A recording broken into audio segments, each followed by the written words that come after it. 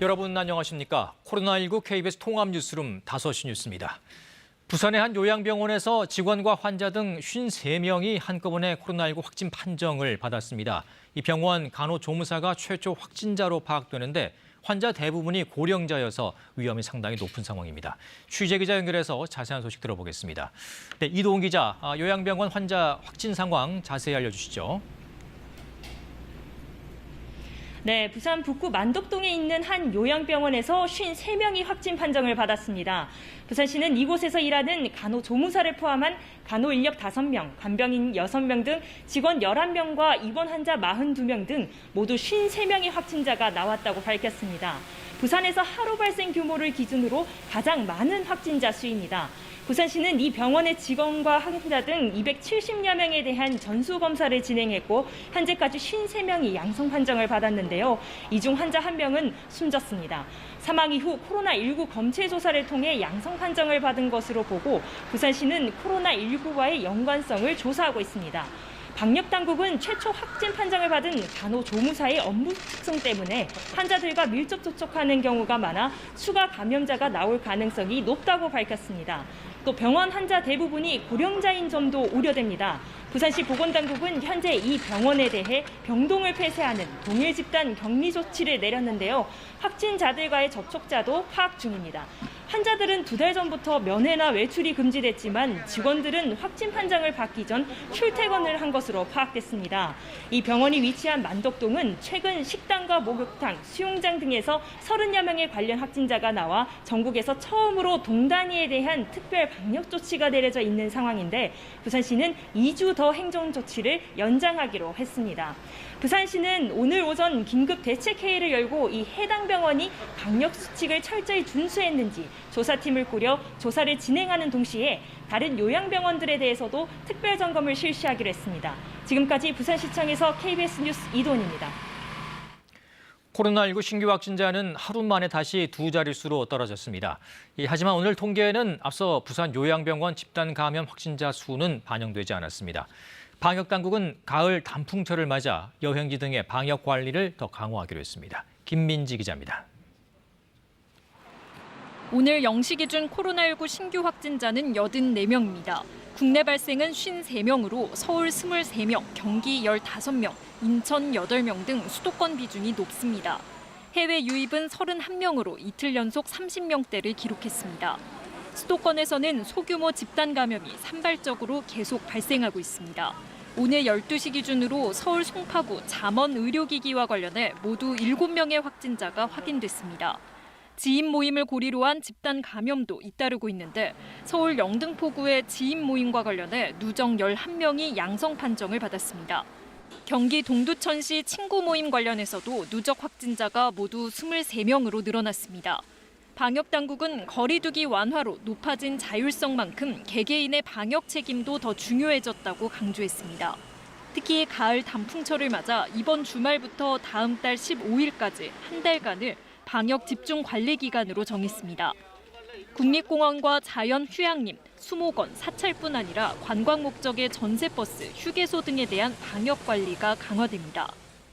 많은 인파가 몰릴 것으로 예상되는 단풍 관광시설은 주요 탐방 지점에 출입 금지선을 설치하는 등 밀집도를 완화하고 대형 버스의 주차장 이용 자제를 권고할 것입니다. 방역당국은 또 고위험군에 대한 선제적인 방역 강화를 위해 수도권 요양병원 종사자와 이용자에 대한 코로나19 전수검사를 추진합니다. 약 16만 명이 대상으로 일주일 정도 소요될 것으로 예상됩니다. KBS 뉴스 김민지입니다. 대규모 펀드 환매 중단을 일으킨 이른바 옵티머스 사태를 둘러싸고 검찰 수사가 빨라지고 있습니다. 검찰은 금품 수수 의혹을 받고 있는 전 금감원 국장의 주거지를 압수수색하고 소환 조사했습니다. 보도에 김진호 기자입니다. 옵티머스 경영진이 벌인 사기 행각을 넘어 그 배경에 대한 검찰 수사. 검찰은 옵티머스 측으로부터 금품 수수 의혹을 받는 전 금감원 국장 윤모 씨의 주거지를 압수수색했습니다. 또 윤 전 국장을 따로 불러 피의자 조사도 함께 진행했습니다.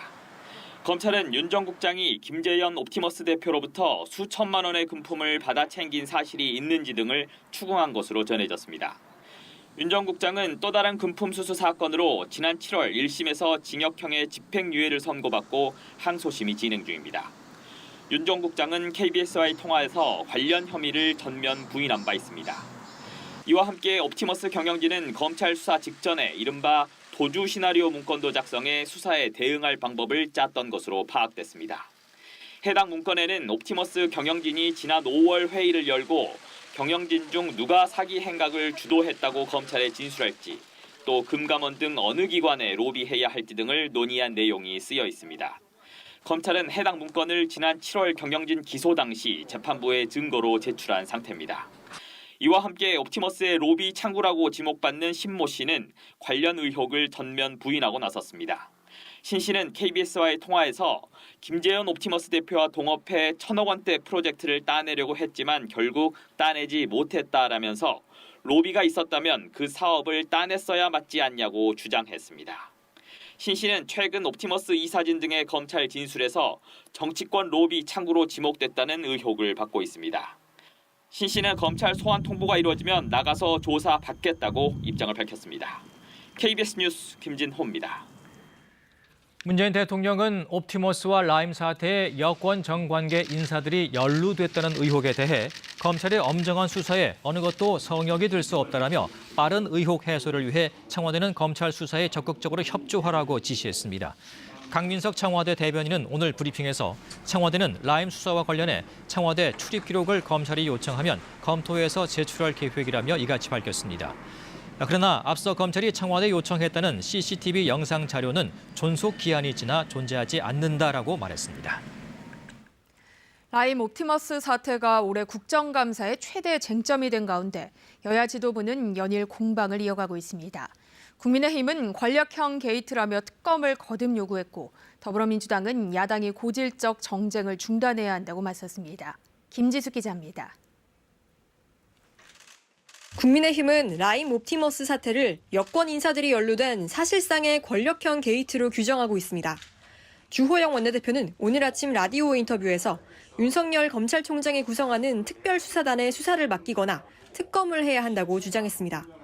심판과 선수가 한편이라는 게 이유인데 심판은 현재 검찰 수사팀을, 선수는 여권 인사들을 가리킨 걸로 풀이됩니다. 라임 사태와 관련해선 강기정 전 정무수석 등 권력 핵심들의 이름이 나온다는 점, 옵티머스 사태 관련해선 이른바 옵티머스 문건에 여당 관계자들이 언급된다는 점을 들어 철저히 수사해야 한다고도 말했습니다. 더불어민주당은 라임 옵티머스 사태는 권력형 게이트가 아닌 금융 사기 사건이라며 선을 긋고 있습니다. 김태년 원내대표는 오늘 아침 회의에서도 국민의힘에 대해 고질적인 정쟁 시도가 매우 유감스럽다며 검찰이 수사하는 상황에서 야당이 오로지 여권 인사와의 연루설만을 가지고 국정감사를 허송세월하는 것이 안타깝다고 말했습니다. 김 원내대표는 라임 옵티머스 사태에 여권 인사들이 연루됐는지 등을 직접 알아본 뒤 큰 문제가 없다고 판단한 걸로 전해졌습니다. 국민의힘이 요구한 특검도 고려 대상이 아니란 입장입니다. 한편 국회 정무위원회는 오는 23일 종합감사 증인으로 옵티머스 사태 연루 의혹을 받는 이모 전 청와대 민정수석실 행정관을 채택했습니다. 국민의힘은 윤석호 옵티머스 사내이사의 배우자인 이 전 행정관을 옵티머스의 정관계 로비 핵심 인물로 보고 있습니다. 이 전 행정관이 국회에 나올 경우 정부 여당 관계자의 책임론에 대해 야당의 거센 공세가 예상됩니다. KBS 뉴스 김지숙입니다. 북한에 피살된 공무원의 유족이 문재인 대통령에게서 받은 위로 편지를 공개했습니다. 유족들은 예상됐던 내용이라며 실망감을 드러냈고 해경 수사 종결을 촉구했습니다. 장혁진 기자입니다. 북한군 총격으로 숨진 해수부 공무원 이모 씨의 고등학생 아들에게 문재인 대통령은 편지를 보냈습니다. 앞서 아들 이모 군은 아버지가 월북했다는 정부 발표를 믿을 수 없다고 문 대통령에게 편지를 썼는데 그에 대한 답장 형식입니다. 등기 어제 12시 반경에 도착했습니다. 제 사무실. A4 용지 한 장 분량의 편지에서 문 대통령은 아버지를 잃은 아들의 심정을 깊이 이해한다고 위로했습니다. 그러면서 억울한 일이 있었다면 당연히 명예를 회복해야 한다며 진실을 밝혀낼 수 있도록 내가 직접 챙기겠다고 당부했습니다. 하지만 유가족들은 예상했던 내용이었다면서 실망스럽다는 입장입니다. 좀 더 새로운 내용이 좀 많이 담길 줄 알았는데 그간에 들었던 내용이라서 약간은 좀 실망을 좀 했죠. 그러면서 이 씨와 함께 어업지도선 무궁화 10호에 탔던 선원 9명의 진술조서를 보여달라며 해경에 정보 공개를 청구했습니다. 월북 가능성이 없다는 점을 알면서도 월북이라고 발표했는지를 밝혀낼 수 있을 것이라고 생각합니다. 이 씨는 월북으로 판단한 해경 수사로 동생의 명예가 훼손됐다며 수사를 조속히 종결해달라고 촉구했습니다. 한편 청와대는 이 편지가 친필이 아니라는 지적이 일고 있는 점에 대해 대통령의 편지는 직접 육필로 쓴 뒤 비서진이 타이핑으로 작성했으며 이 같은 과정이 일반적인 관례라고 설명했습니다. KBS 뉴스 장혁진입니다. 철거 위기에 놓인 독일 베를린의 평화의 소녀상을 지키기 위해 현지 시민들이 집회를 열었습니다. 법원에 가처분 신청이 접수되면서 베를린 당국이 철거 시한으로 정한 오늘 소녀상이 당장 철거되지는 않게 됐습니다. 베를린에서 유광석 특파원입니다. 설치 9일 만에 철거 명령을 받은 평화의 소녀상. 소녀상을 지키기 위해 베를린 시민들이 모였습니다.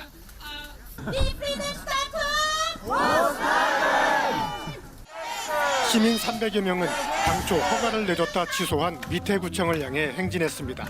Es muss überall daran gedacht werden und erinnert werden, dass es nicht in Vergessenheit gerät und nicht wieder passiert.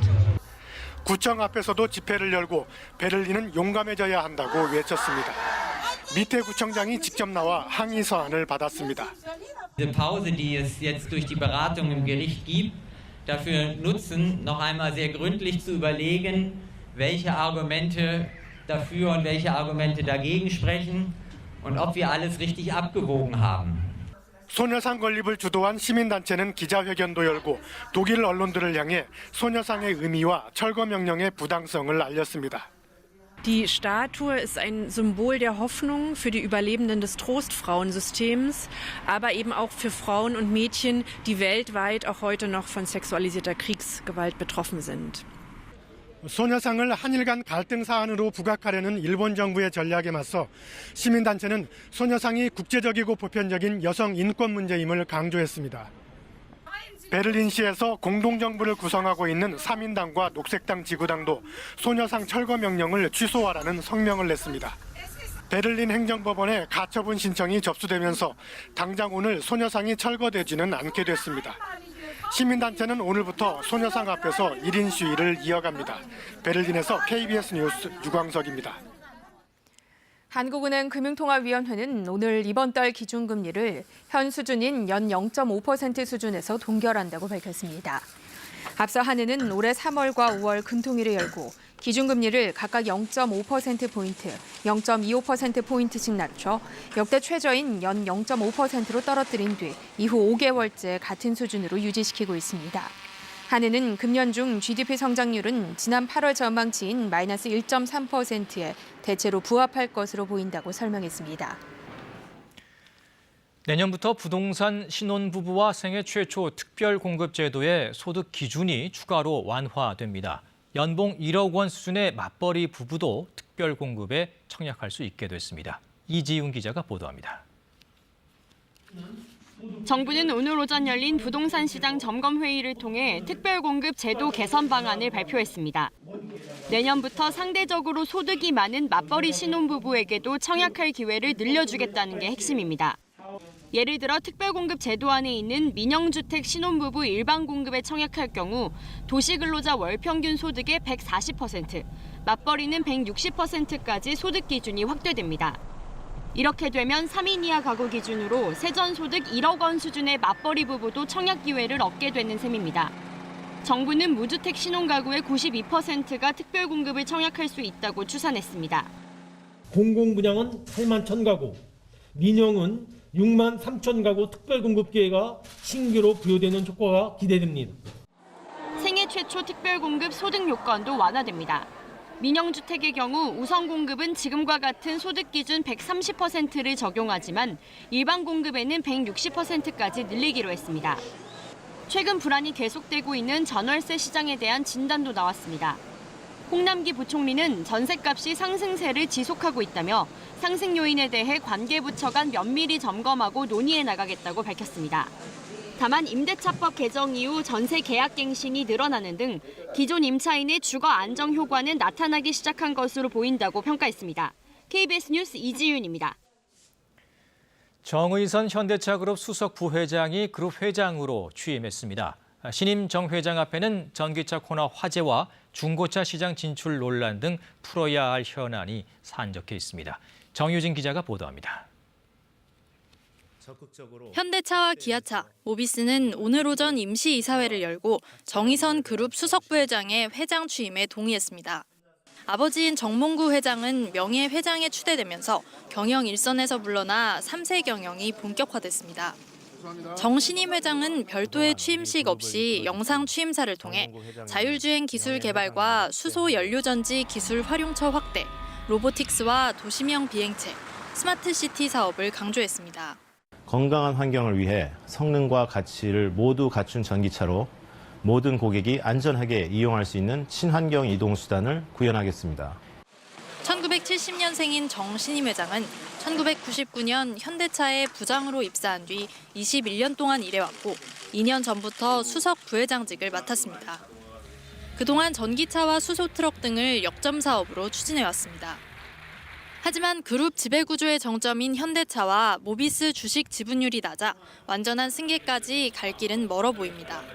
매년 5월 공정위가 지정하는 현대차 그룹의 동일인, 즉 총수는 올해까지 정몽구 명예회장으로 돼 있습니다.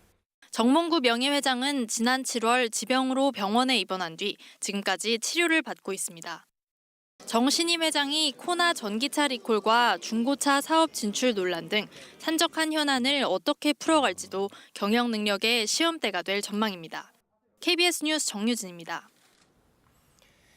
인구주택 총조사가 내일부터 시작됩니다. 시작된 지 100년 가까이 된 통계조사의 근간이자 꽃으로 불리는데요. 올해는 코로나19 영향으로 조사 방식이 달라졌습니다. 박예원 기자가 보도합니다. 서울역에 들어선 대형 조형물과 그림, 집집마다 다양하게 살아가는 사람들의 모습을 묘사하고 있습니다. 지금 우리 사회의 인구와 가구, 주택에 대한 정보를 설문으로 수집하는 인구주택 총조사의 시작을 알리는 작품입니다. 인구조사의 시작은 1925년으로 100년 가까이 거슬러 올라갑니다. 조사원이 가정을 방문해서 질문하는 사항에 대해서는 안심하시고 거짓 없이 답변하여 식구가 몇 명인지, 어떻게 출근 또는 통학하는지부터 종교와 글을 읽을 수 있는지까지 다양한 정보를 파악해왔습니다. 사회 변화에 발맞춰 조사 내용이 조금씩 달라지는데 올해 역시 새로운 질문들이 추가됐습니다. 1인 가구, 또 혼자 산 기간, 그리고 반려동물, 또 마시는 물 이런 것들이 신규 항목으로 추가가 되었습니다. 70개 항목을 속속들이 묻고 답하는 만큼 방문조사가 기본이었지만 올해는 코로나19로 상황이 달라졌습니다. 통계청은 이에 따라 휴대전화를 통한 모바일 조사를 올해 처음 도입하고 인터넷 조사 비율도 높일 계획입니다. 휴대전화 카메라로 QR코드를 찍으면 조사에 참여하도록 시스템을 갖췄고 이를 국민에게 알리기 위해 삼각김밥까지 활용하기도 합니다. 인구주택 총조사는 내일부터 국내 거주 450만 가구를 대상으로 다음 달 18일까지 약 한 달간 실시됩니다. 수집한 자료는 각종 국가통계의 기본 자료가 되고 1인 가구 대책이나 저출산 고령화 대책 같은 국가 주요 정책의 자료로 활용됩니다. KBS 뉴스 박예원입니다. KBS의 이상직 의원 이스타항공 편법 증여 실체 규명 연속 보도가 올 3분기 BJC 보도상을 받았습니다.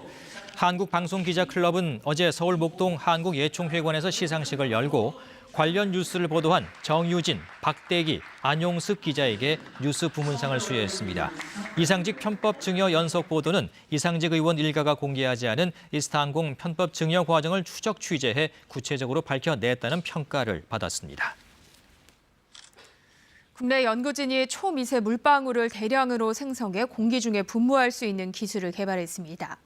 이 기술을 활용해 공기 정화기를 만들 경우 코로나19 바이러스는 물론 초미세먼지와 각종 세균 퇴치에 도움이 될 전망입니다. 조영호 기자입니다. 플라스틱 재질의 고분자 화합물인 폴리머 노즐에서 초미세 물방울이 공기 중에 뿌려집니다. 물방울 크기는 머리카락 굵기의 10만 분의 1인 나노미터 수준. 카이스트 연구팀이 초미세 물방울을 대량 생성할 수 있는 정전 분무 기술을 개발했습니다. 이 물방울의 세균과 바이러스, 살균 소독 능력이 아주 뛰어나면서도 불소나 염소, 오존과 달리 독성이 없고 인체 해가 없는 천연물질 OH 레디컬을 포함시키면 코로나19 바이러스는 물론 각종 세균과 초미세먼지를 제거할 수 있습니다. 연구팀은 이 OH 레디컬을 물방울에 가둬서 공기 중에서 수명이 짧아지는 문제도 해결했습니다. 물 액정 내 OH 레디컬이 가져져 있으면 수명이 길어짐으로써 살균 성능이 더 길어지고 그동안은 금속 노즐 방식으로 물방울 양이 적고 오존이 발생하는 일본 파나소닉사의 초미세 물방울 기술이 가장 앞서 있었지만 이 기술보다도 인체에 해가 없습니다. 초미세 물방울의 양이 엄청나게 많죠. 이제 끊임없이 나올 수가 있고요. 그리고는 또 폴리머 재질이기 때문에 인과 전압을 굉장히 낮춰가지고 오존이 검출이 안 되는 그런 장점이 있습니다. 연구팀은 코로나 뉴딜 사업 지원을 받아 초미세 노즐 정전 분무 기술 개발을 완료한 뒤 조만간 기술 이전할 계획입니다. KBS 뉴스 조용입니다. 최근 연탄값이 10년 전과 비교해 3배 이상 올랐는데요. 날이 쌀쌀해지면서 여전히 연탄으로 겨울을 나야 하는 어려운 이웃들의 근심이 커지고 있습니다. 정면구 기자가 취재했습니다. 40년 넘게 연탄으로 난방해온 올해 73살의 김금수 씨. 최근 연탄값이 계속 오르면서 벌써부터 겨울 날 일이 걱정입니다. 많이 인상되지. 한 반 이상 인상됐지. 우리 기름벌라도 없고 이거 보이잖아. 정부가 연탄값을 공장도 가격 기준으로 지난 2018년 639원으로 올렸기 때문입니다. 10여 년 전만 해도 184원이던 연탄값이 3배 이상 올랐습니다. 이 때문에 이른바 에너지 빈곤층은 더 어려워졌습니다. 이 3개 다 떼야 되는데 그러니까 연탄을 아끼느라고 2칸밖에 안 떼거든요. 문제는 소비 위축으로 연탄 생산량도 줄고 있는 겁니다. 실제 국내 연탄 소비량은 2005년만 해도 200만 톤이 넘었지만 지난해에는 3분의 1도 안 되는 64만 톤으로 감소했습니다. 2014년 46곳이던 연탄 공장은 경영난으로 현재 36곳으로 줄었습니다. 이렇게 연탄 공장이 갈수록 설 자리를 잃게 되면 연쇄적으로 소비자들도 피해를 볼 가능성이 큽니다. 가까운 공장이 문을 닫으면 운송비 등이 오르기 때문입니다. 생산적 차질도 있겠지만 공급이 안 돼서 그나마라도 겨울 나기가 더 어려워지실 것 같은 그런 예견을 하죠. 하지만 우리도 어쩔 수 없잖아요. 현재 전국에는 아직도 10만여 가구가 연탄에 의지해 겨울을 나고 있습니다. KBS 뉴스 정명구입니다. 곧 김장철이 다가오죠. 국내 최대 젓갈 시장인 충남 논산 강경 젓갈 시장이 코로나19 여파로 처음으로 비대면 축제를 열고 할인 판매에 나섭니다. 이몽열 기자입니다. 200년 전통의 강경 젓갈시장. 적당한 온도로 발효한 국내산 새우젓의 한결같은 맛에 단골들이 끊이질 않습니다. 담백하고 깊은 맛이 나요. 그래서 이 집만 계속 이용을 하고 있거든요. 한 30년 된 것 같아요. 해마다 이맘때면 젓갈을 사려고 모여든 인파와 관광버스로 북적였던 시장 골목. 하지만 올해는 코로나19 여파로 썰렁합니다. 지난해 아프리카 돼지열병으로 젓갈 축제가 취소된 데 이어 또다시 악재가 터진 겁니다. 매출에 타격이 크자 이번엔 축제를 취소하는 대신 처음으로 비대면 축제를 열었습니다. 2020년에도 못하게 되면 경제가 침체해드릴까 봐 그 우려 속에서 저희들은 온라인 축제지만 그래도 비대면으로 축제를 개최하게 되었습니다. 온라인 축제지만 유튜브와 홈페이지를 통해 풍부한 볼거리와 체험 행사로 소비자들의 눈길을 끌고 유명 연예인의 젓갈 탐험과 요리 연구가의 맛있는 김치 담그기 코너도 마련했습니다. 특히 저녁 시간대에는 특별 할인 판매전도 진행합니다. 우리 온택트로 지금 우리 대한민국 사회가 그렇게 전환되고 있습니다. 강경 맛깔젓 TV 공식 유튜브 채널에 방문하셔서 30% 저렴하게 강경 젓갈을 구입하시면 짭조름한 감칠맛으로 찾아가는 김장철의 전령사, 강경젓갈 비대면 축제는 오는 18일까지 계속됩니다. KBS 뉴스 이몽렬입니다. 이어서 오늘의 주식 시황을 KB증권에서 전해드립니다. KB증권입니다. 국내외 코로나19 확산 소식에 투자 심리 약화 흐름이 지속되면서 코스피가 1% 가까이 내렸습니다. 코스닥도 외국인과 기관의 동반 팔자에 이틀 연속 하락했습니다. 오늘 코스피 지수는 22.67포인트 하락한 2380.48에 코스닥은 10.44포인트 내린 861.48에 마감됐습니다. 코로나19 백신과 치료제의 임상시험이 줄줄이 중단된 가운데 코로나19 신규 확진자 수 증가와 기업 실적 경계감까지 더해지면서 시장에는 매물이 다소 출회되는 모습이었습니다. 보합권에서 출발한 코스피는 외국인과 기관 매도에 점차 낙폭을 키우며 2380선까지 밀려났습니다. SK텔레콤이 물적 분할 소식에 5% 가까이 하락했고 전기차 화재 이슈가 이어지며 자동차와 2차 전지 관련주가 약세였습니다. 반면 SK바이오팜은 일본 회사와 뇌전증 신약 기술 이전 계약을 체결하며 4% 가까이 올랐고 제일기획은 실적 회복과 함께 안정적 배당 지급에 따른 기대감이 작용하며 4% 넘게 상승했습니다. 오늘 원달러 환율은 20전 내린 1,146원 90전에 거래를 마쳤습니다. 지금까지 KB증권이었습니다. 오늘 한낮에는 구름도 걷히고 맑은 하늘을 회복했습니다. 햇살이 따사롭게 내리쬐지만 공기 자체가 차가워서 기온은 평년 수준을 밑돌았는데요. 오후부터는 바람도 강하게 불고 있는 편입니다. 밤 사이에는 기온이 뚝 떨어지겠습니다. 북쪽에서 찬 공기가 내려오기 때문인데요. 내일 아침 서울의 기온이 6도, 철원이 0도까지 내려가면서 올가을 최저 기온을 기록할 가능성도 높아 보입니다. 내일 아침 출근길에 옷차림 따뜻하게 하고 집을 나서셔야겠습니다. 현재 전국적으로 높은 구름이 지나고 있습니다. 대체로 맑은 하늘이 이어지고 있는데요. 다만 동풍의 영향으로 강원 동해안 지역에는 밤 한때 빗방울이 떨어지는 곳이 있겠습니다. 내일도 고기압의 영향권에서 전국이 맑은 날씨를 보이겠습니다. 다만 서해안 지역에서는 바람이 강하게 불 것으로 예상돼 주변에 떨어질 만한 시설물이 없는지 점검을 철저하게 하셔야겠습니다. 내일 아침 기온은 서울이 6도, 청주, 대구 7도, 광주 9도 등으로 오늘보다 1도에서 많게는 6도가량이나 낮겠습니다. 이렇게 기온이 떨어지면서 곳에 따라서는 서리가 내리거나 물이 오는 곳도 있겠습니다. 낮 기온은 서울 17도, 청주 18도, 광주, 대구 20도 등으로 오늘과 비슷하거나 조금 낮겠습니다. 바다의 물결은 남해와 동해상에서 높게 일겠습니다. 모레 밤 한때 경기 북부, 강원 영서 북부에도 비가 오겠습니다. 기상정보였습니다. 코로나19 통합 뉴스룸은 7시 뉴스에서 이어집니다. 시청해주신 여러분 고맙습니다.